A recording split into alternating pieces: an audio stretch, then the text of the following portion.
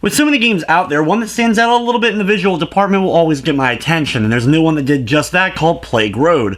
But does this game end up curing what ails you, or is this one plague that's not worth containing?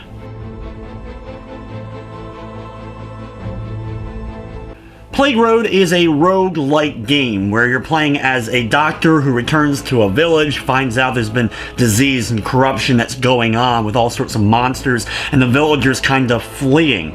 And you're setting off to save these villagers as well as seeing what's causing this ultimate evil. The game uses a tactical grid-like battle system for its encounters with the enemies. You and your group of villagers that you save will be battling off against a variety of different monsters in a few different areas that you get to travel to. The maps are procedurally generated each time that you end up entering into them, so even if you do the same area over and over again, it's going to be a different experience each time. While you're traveling, you'll come across survivors that will then go back to the farm, which kind of works as the main hub on where the villagers are kind of fleeing to and allows you to upgrade certain things, buy or craft new items, as well as a few other things that you start to unlock as the game progresses.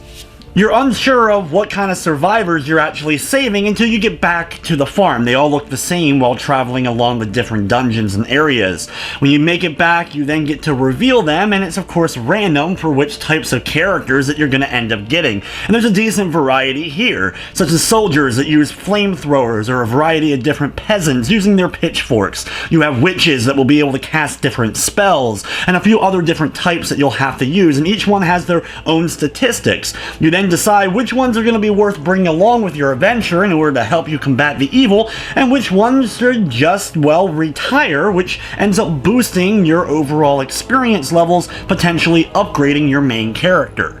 The game does have that roguelite element to it, though it's not as punishing as I've seen in some other titles.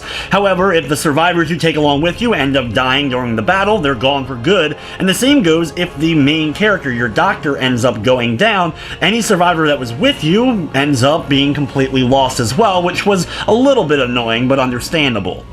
As you're traveling along, you'll come across other citizens that you'll be able to talk to, and if you have the right other characters with you or the right things, you'll be able to complete their little side quest. These will also end up unlocking things back at the farm for new activities and new things that you'll be able to do there. A bulk of your time will be spent in the turn-based battle system. If you're a fan of tactical style of games, you'll probably enjoy it here. You have your turn order between you and the enemies, and you move square by square, getting them into position and being able to pull off their various moves. There's a couple of different moves per character. You start off with only one for your survivors, though you can add extra ones if you've earned them, as well as your main character. You can mix and match which ones you want to add to your doctor.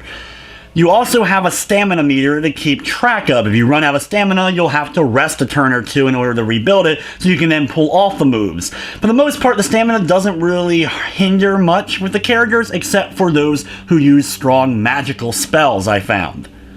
Battles in general, though, also seem to be more of a nuisance than actually enjoyable overall, especially after I played for a few hours.